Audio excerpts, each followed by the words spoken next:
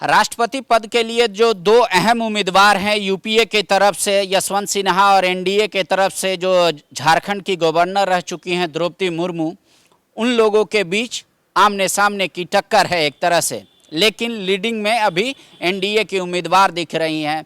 एक खबर आ रही है इस बीच कि एनडीए की जो उम्मीदवार हैं द्रौपदी मुर्मू, वो रांची आने वाली हैं और संभवतः सोमवार को वो रांची आएंगी। और क्या कुछ डिटेल है, हम बात कर लेते हैं अपने सहयोगी संजय से। संजय, द्रौपदी का आना ये लगभग तय हो गया है कि अब 4 को आ रही है वो? बिल्कुल, ये बड़ी खबर है। बड़ी खबर इसलिए है क्योंकि देश भर में जो है निगाहें राष्ट्रपति चुनाव पर है और सभी लोग देख रहे हैं कि कौन अगला जो है राष्ट्रपति होने जा रहा है।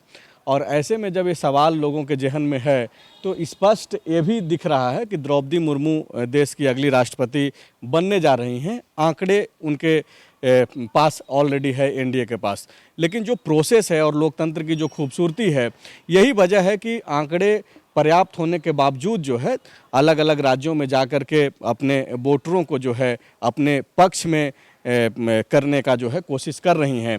अभी फ़िलहाल जो खबरें आई हैं कि सोमवार को यानी कि 4 जुलाई को जो है द्रौपदी मुर्मू यहाँ पर आ रही हैं और इसके बाद जब उनका जो दिन भर का जो कार्यक्रम है 4 तारीख को, वो अलग अलग पार्टियों के लोगों से वो मिलेंगी और वो चाहेंगे कि उनके पक्ष में जो है लोग वोट करें।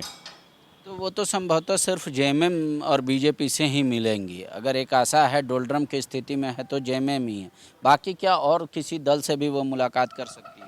नहीं, बिल्कुल एक उम्मीदवार के तौर पे तो बिल्कुल वो मिल सकती हैं, वोट मांग सकती हैं। चूँकि ये कोई ऐसा नहीं है कि अपने लोगों से बातचीत नहीं कर सकती। आपका जो इशारा है कि क्या वो कांग्रेस के भी लोगों से बातचीत करेंगी, ये तो उम्मीदवार के विवेक पर निर्भर करेगा। लेकिन लोकतंत्र की तो खूबसूरती है कि किसी से भी वो वोट मांग सकती हैं। इसके पहले भी आपको याद होगा कि जब प्रणब मुखर्जी जो अब दिवंगत हो चुके हैं 2012 में जब यूपीए के उम्मीदवार थे, तो वो लगातार जो है कैंपेनिंग करने आए थे और उस दौरान गुरुजी से भी मिले थे, जेएमएम के नेताओं से भी मिले थे। और यही वजह है कि आपको याद होगा कि 2012 में एनडीए फोल्डर में यहाँ पे थे हेमंत सोरेन और उनकी पार्टी थी। बावजूद इसके अपने अलायंस पार्टनर को छोड़ करके जो है यूपीए के उम्मीदवार रहे प्रणब मुखर्जी को जो है जेएमएम ने समर्थन दिया था। तो एक खबर ये भी आ रही है कि मुख्यमंत्री संभवतः उस दिन धनबाद में रहेंगे। तो क्या ये एक संयोग मात्र है या फिर जेएमएम अभी डिस्क्लोज नहीं करना चाहती है एटलीस्ट 4 तारीख को कि वो किसके पक्ष में होंगे? नहीं, बिल्कुल जेएमएम तो आप देख रहे हैं कि लगातार बैठकों के बाद जो है इवन जो अमित शाह गृह मंत्री से जो मुलाकात हुई कुछ दिनों पहले दिल्ली में मुख्यमंत्री हेमंत सोरेन की, उसके बावजूद जो है अब तक कोई डिक्लेरेशन नहीं है। लेकिन जो संकेत है वो यही है कि द्रौपदी मुर्मू को इस बार जेएमएम समर्थन करने जा रहा है। लेकिन जेएमएम के लिए कोई द्वंद्व की स्थिति नहीं है। इसके पहले भी वो अपने अलायंस पार्टनर को छोड़ करके जो है विपक्षी दल के जो है उम्मीदवारों को जो है वो समर्थन कर चुकी है। ये प्रणब मुखर्जी के बारे में जैसा कि आपको बताया कि उस समय जब एनडीए के हिस्सा थे हेमंत सोरेन और उनकी पार्टी, उस समय एनडीए के तरफ से दिवंगत पीए संगमा उम्मीदवार थे राष्ट्रपति पद का, लेकिन प्रणब मुखर्जी को झामुमो ने समर्थन दिया था।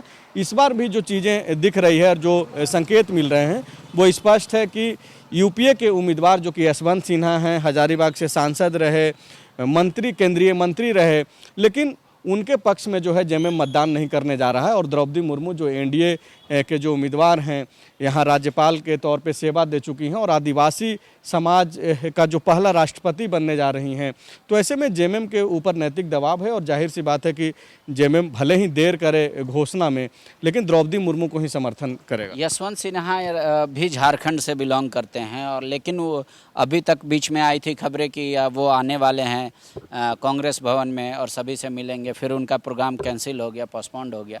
तो क्या वो भी आएंगे भविष्य में?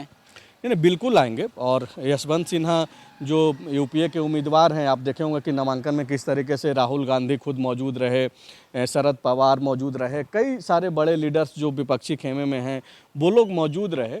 तो वो चुनाव तो लड़ रहे हैं और चुनाव लड़ रहे हैं तो जाहिर सी बात है कि वो भी जैसे द्रौपदी मुर्मू 4 तारीख को आ रही हैं, वो भी हो सकता है कि आने वाले दिनों में यहाँ पर आएँ और कैंपेन करें।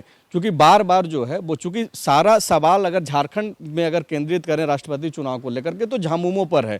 क्योंकि एक तो उनके नॉमिनेशन में जेएमएम का कोई प्रतिनिधि का ना जाना, क्या वही संकेत था जेएमएम का? कि उनका क्या पक्ष नहीं क्या होगा? बिल्कुल वही संकेत है जेएमएम का कि भाई उनका नामांकन में नहीं जाना।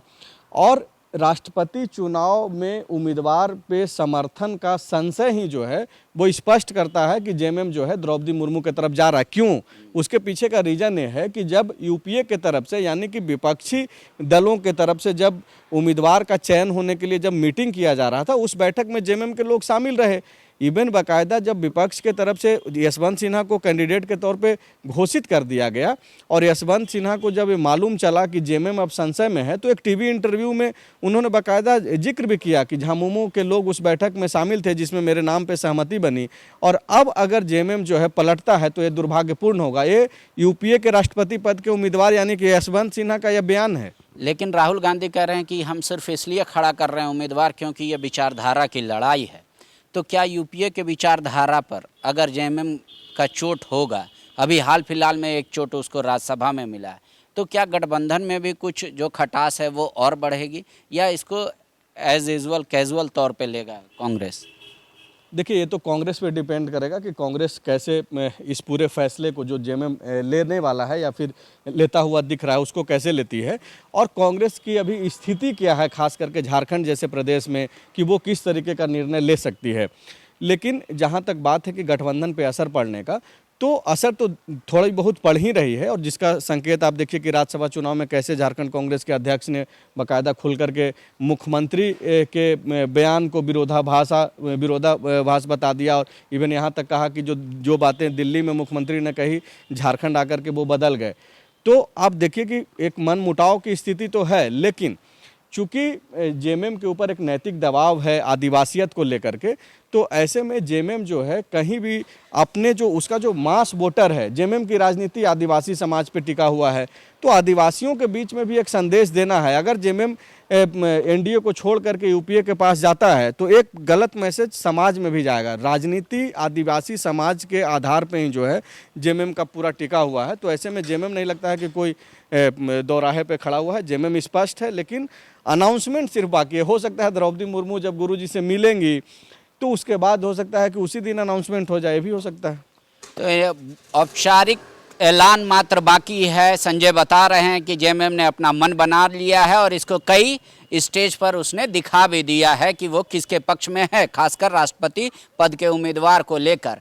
अब द्रौपदी जी आ रही हैं, किस किस पार्टी से मिलेंगी, किस किस नेताओं से मिलेंगी, वो भी हम आपको दिखाएंगे। लेकिन ये माना जा रहा है कि एनडीए के पक्ष में ज़्यादा वोट हैं, यानी द्रौपदी मुर्मू का अगला राष्ट्रपति बनना लगभग तय है। शुक्रिया। बायोम डॉक्टर बनने का है सपना मगर सही गाइडेंस की है कमी, तो आए बायोम। रांची में सिर्फ मेडिकल की तैयारी के लिए एक बेहतरीन संस्थान, नीट और एम्स की तैयारी के लिए सन 2001 से मेडिकल प्रिपरेशन के लिए सबका भरोसेमंद संस्थान बायोम, इनू एवं नगराटोली, Ranchi. thefollowup.in. Like, share and subscribe. www.thefollowup.in